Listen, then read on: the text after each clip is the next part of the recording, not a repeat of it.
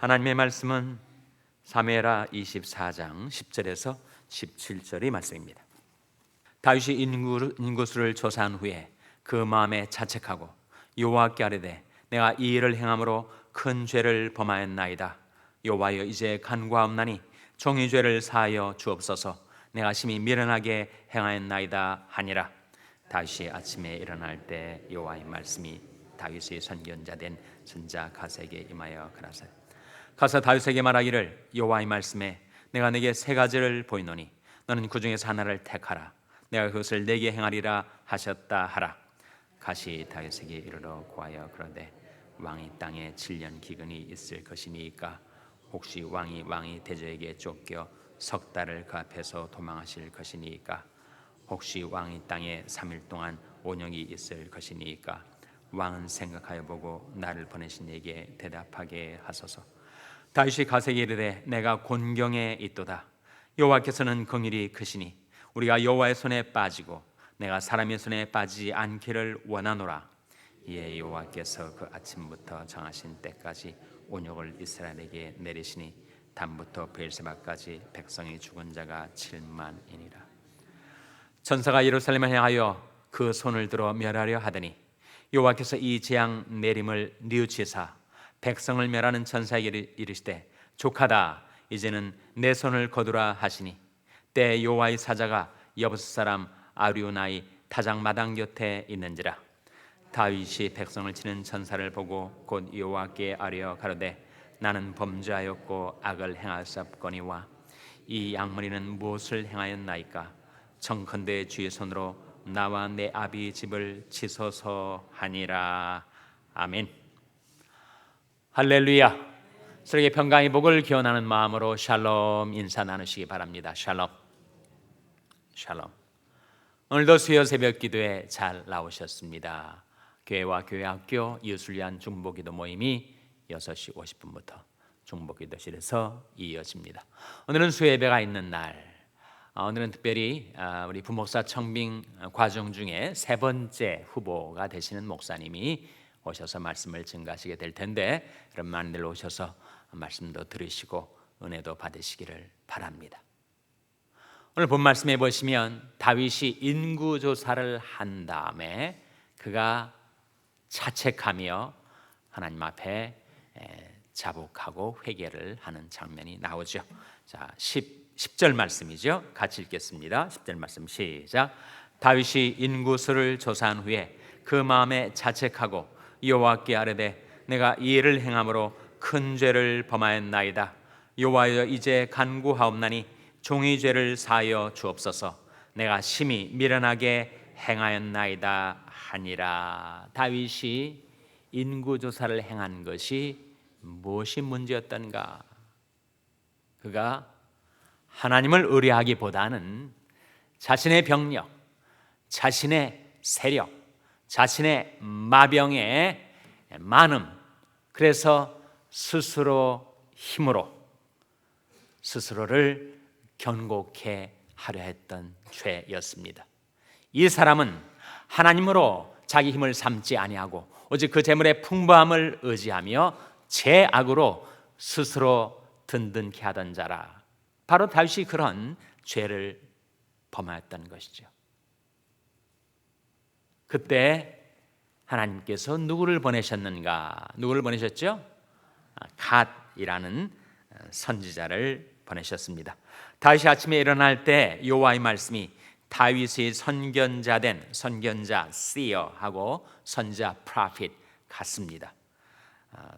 선지자 갓에게 임하여 가라사대 가서 다윗에게 말하기를 여호와의 말씀에 내가 내게 세 가지를 보이노니 너는 그 중에서 하나를 택하라. 내가 그것을 내게 행하리라 하셨다라. 하나님의 메시지를 받은 메신저 갓이 다윗에게 이르러서 세 가지 옵션을 제시를 합니다. 13절 말씀 보시면 갓이 다윗에게 이르러 고하여 가로되 왕이 땅에 7년 기근이 있을 것이니까. 첫 번째는 바로 7년 기근. 두 번째는 혹시 왕이 대적에게 쫓겨 석 달을 그 앞에서 도망하실 것이니까. 두 번째 두 번째는 바로 다윗의 대적에 쫓겨서 석 달을 그 앞에서 도망 다니며 사는 아닙니다. 세 번째는 혹시 왕이 땅에 3일 동안 온역이 있을 것이니까 왕은 생각하여 보고 나를 보내신 이에게 대답하게 하소서. 엄중한 세 가지 선택안 중에서 다윗이 무엇을 선택하게 되었는가? 다윗이 가세게 이르되 내가 곤경에 있도다. 여호와께서는 긍휼이 크시니 우리가 여호와의 손에 빠지고 내가 사람의 손에 빠지지 않기를 원하노라. 몇 번째를 선택한 거예요? 세 번째를 선택하는 거죠. 이 세 가지 옵션의 내용을 보면 하나는 그 재앙의 시간이 첫 번째는 7년이에요. 두 번째는 석 달입니다. 세 번째는 3일이죠. 그 기간이 짧기도 하였지만 다윗이 세 번째 안을 선택한 이유는 그가 사람이 손에 빠지지 않고 긍휼에 풍성하신 하나님께 내가 징계를 받는 것이 낫지. 다윗이 그렇게 선택을 한 거죠. 여러분, 다윗이 사울의 손에 쫓겨서 얼마나 죽을 고생을 했습니까? 사람은 한없이 잔인해질 수 있는 존재. 얼마나 많은 살해의 위협에 시달리고 얼마나 비참한 도망자의 신세를 산 경험이 있었던 다윗은 내가 사람이 손에 빠지지 않고 진노 중이라도 긍휼을 잊지 아니하시는 하나님의 손에 빠지는 것이 낫지. 그래서 그렇게 세 번째 안을 선택을 했는데 그 결과로 엄청난 재앙이 몰아닥칩니다. 그것은 바로 온역이라는 것은 전염병을 말하죠. 15절에 보시면 이에 여호와께서 그 아침부터 정하신 때까지 비록 3일이지만 집중적으로 재앙이 밀어닥쳐서 온역을 이스라엘에게 내리시니 단부터 브에르세바까지, 이스라엘의 맨 북단 단부터 제일 남쪽 남단 브에르세바까지 백성이 죽은 자가 7만이니라. 너무나 많은 백성들이 온역으로 죽음을 당했어요. 거기에다가 천사가 이제 다윗이 기거하는 예루살렘으로 그 재앙을 몰고 올 참이었습니다. 16절에 천사가 예루살렘을 향하여 그 손을 들어 멸하려 하더니 여호와께서 이 재앙 내림을 뉘우치사 백성을 멸하는 천사에게 이르되 족하다, 이제는 내 손을 거두라 하시니 때 여호와의 사자가 여부스 사람 아라우나의 타작마당 곁에 있는지라.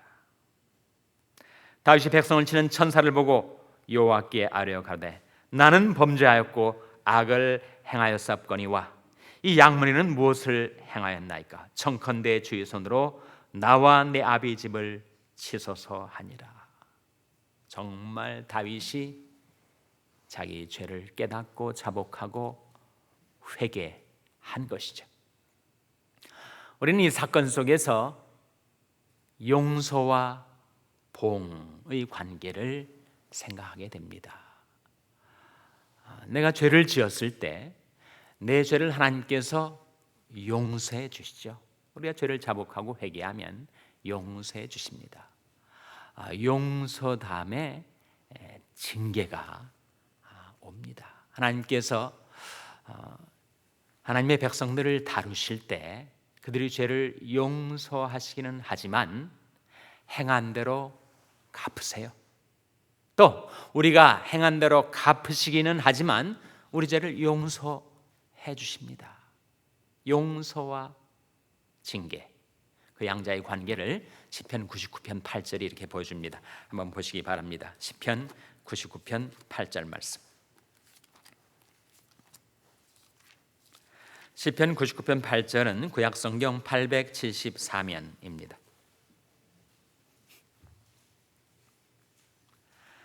시편 99편 8절 말씀 찾으셨어요? 자, 같이 읽겠습니다. 시작. 여호와 우리 하나님이여, 주께서는 저에게 응답하셨고 저희 행한 대로 갚기는 하셨으나 저희를 사하신 하나님이시니이다. 이 말씀 속에 저희 행한 대로 갚기는 하셨으나, 이게 뭐예요? 이게 바로 징계요 보응이죠. discipline, 징계고 recompense, 보응입니다. 그런데 하나님께서는 우리의 행한 대로 갚기는 하시지만 우리를 사하시는 하나님, 또 우리를 사하시기는 하시지만 우리 행한 대로 갚으시는 하나님, 용서와 보응의 관계. 이건 구약 시대에는 율법 시대니까 그렇게 보응이 있었지만 신약 시대, 은혜 시대에는 보응이 없는 것이 아닌가. 골로새서 3장 25절이 그 질문에 대해서 다음과 같이 답변을 해줍니다. 골로새서 3장 25절 말씀 우리 한번 찾아서 같이 읽겠습니다. 골로새서 3장 25절 말씀 찾아서 같이 읽겠습니다. 신약성경 327면입니다. 신약성경 327면.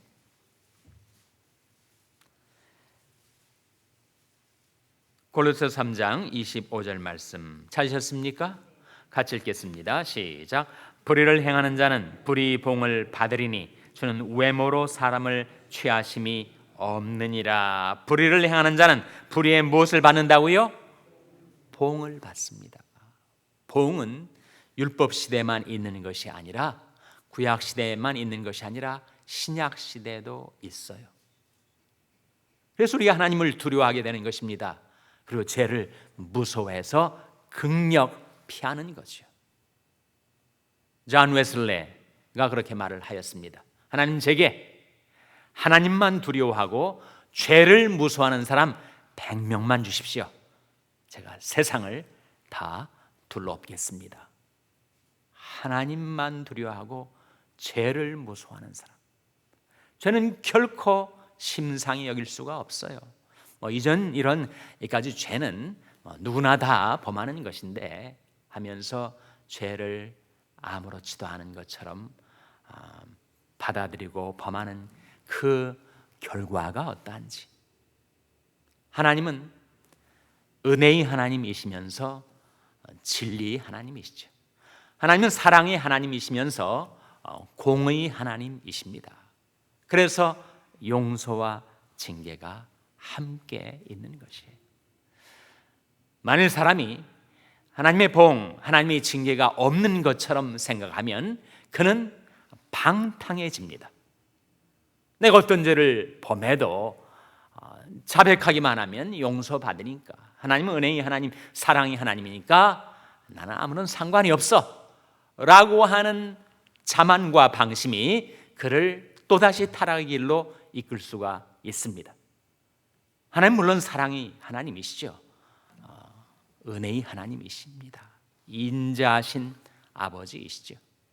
그러나 자녀된 우리를 위하여 하나님은 징계를 내리십니다. 아니, 징계라는 것이 구약의 개념 아닌가? 신약에도 징계가 있는가? 신약에도 징계가 있습니다. 히브리서 12장 5절 6절 말씀 한번 보시기 바랍니다. 히브리서 12장 5절 6절 말씀. 신약성경 367면. 신약성경 367면. 히브리서 12장 5절 6절 말씀. 찾으셨습니까? 같이 읽겠습니다. 시작. 또 아들들에게 권하는 것 같이 너에게 권면하신 말씀을 잊었도다. 일러스되 내 아들아, 주의 징계하심을 경히 여기지 말며 그에게 꾸지람을 받을 때 낙심하지 말라. 주께서 그 사랑하시는 자를 징계하시고 그의 받으시는 아들마다 채찍질 하심이니라. 징계가 있어요. 하나님이 자녀들에게도. 또 아들들에게 권하는 것 같이 너에게 권면하신 말씀을 잊었다. 일러스되 내 아들아, 주의 징계하심을 경히 여기지 말며 그에게 꾸지람을 받을 때 낙심하지 말라. 주께서 그 사랑하시는 자를 징계하시고 그의 받으시는 아들마다 채찍질 하심이니라. 우리가 죄를 범했는데도 죄에 대한 consequence, 죄에 대한 아무런 결과가 없고 어떤 죄를 범해도 내게 아무런 징계가 임하지 않는 것처럼 생각하는 그 사람은 하나님을 경외하지 않게 됩니다. 죄를 심상히 여기게 됩니다. 그래서 죄를 짓고 또 짓고 반복적으로 죄 길에서 돌이키질 않아요. 그것이 인간의 연약함입니다. 그래서 하나님께서는 우리를 위하여 징계를 내리실 때가 있어요.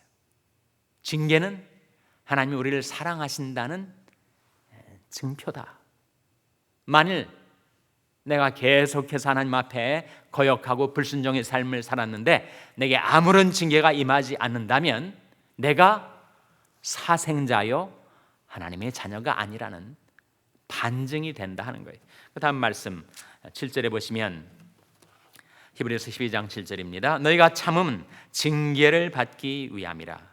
하나님이 아들과 같이 너희를 대우하신다니 어찌 아비가 징계하지 않는 아들이 있으리요. 징계는 다 받는 것이거늘 너에게 없으면 사생자여 참 아들이 아니니라. 징계는 아프고 쓰리죠. 나 징계가 임하다. 이것이 하나님이 나를 사랑하신다는 증거구나. 내가 하나님의 자녀가 되었다는 확증이구나. 9절에 또 우리 육체의 아버지가 우리를 징계하여도 공경하였거든 하물며 모든 영의 아버지께 더욱 복종하여 살려 하지 않겠느냐. 저희는 잠시 육신이 아버지는 잠시 자기 뜻대로 우리를 징계하였거니와 오직 하나님은 우리의 무엇을 위하여 라고 나옵니까? 우리의 유익을 위하여 그의 거룩하심에 참회케 하시느니라. 무릇 징계가 당시에는 즐거워 보이지 않고 슬퍼 보이나 후에 그로 말미암아 연달한 자에게는 의의 평강한 열매를 맺나니 그러므로 피곤한 손과 연약한 무릎을 일으켜 세우고 너희 발을 위하여 곧은 길을 만들어 저는 다리로 하여금 어그러지지 않고 고침을 받게 하라. 다윗이 선지자 갓을 통하여 자기에게 주어진 세 가지의 징계 안 중에서 세 번째 안을 택하였고 그로 인해서 그가 많은 고통과 슬픔을 겪으면서 다윗의 마음속에 어떤 생각이 떠올랐을 거예요? 내가 하나님을 떠나서 스스로 내 힘으로 내 악으로 경고케 하려 했던 나의 불신앙의 죄가 얼마나 심각한 것인지를 그가 처절하리만치 깨달았겠죠. 하나님을 두려워하고 하나님을 경외하고 하나님을 신뢰하고 하나님을 의뢰하는 그의 믿음에 새로운 변화가 있었을 것입니다. 그것이 하나님이 징계를 내리시는 목적이에요. 우리의 유익을 위하여 우리를 사랑하시기 때문에 우리의 믿음과 인격의 변화와 새로워짐을 위하여 하나님께서 우리에게 징계를 허락하실 때가 있습니다.